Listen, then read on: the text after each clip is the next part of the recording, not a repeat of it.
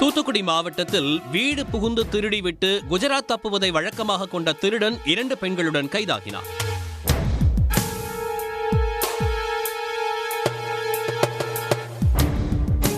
தூத்துக்குடி மாவட்டம் கோவில்பட்டி முத்துநகர் பகுதியைச் சேர்ந்தவர் சுந்தர்.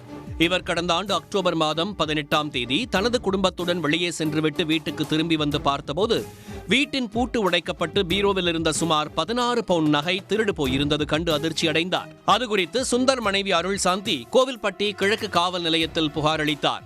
இதன் பேரில் போலீசார் வழக்கு பதிவு செய்து விசாரணை நடத்தி வந்தனர். விசாரணையில் இந்த திருட்டு சம்பவத்தில் கோவில்பட்டி அருகே உள்ள கூசாலிப்பட்டி மேட்டு தெருவைச் சேர்ந்த 34 வயது வானுபாபு என்ற பாபு ஈடுபட்டது தெரியவந்தது.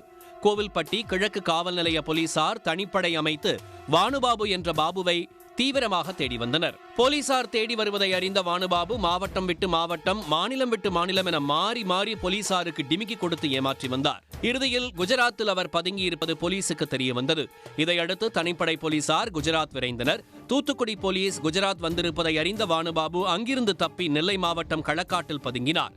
அவரை பின்தொடர்ந்த போலீசார் களக்காட்டில் வைத்து அவரை சுற்றி வளைத்து பிடித்து கைது செய்தனர்.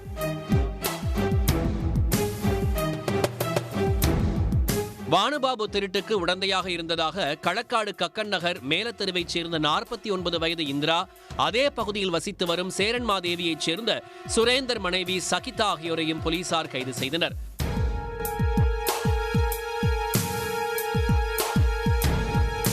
அவர்களிடமிருந்து திருட்டு போன நகைகளை பறிமுதல் செய்தனர். கைதான வானுபாபு மீது ஏற்கனவே பல காவல் நிலையங்களில் வழக்குகள் இருக்கின்றன.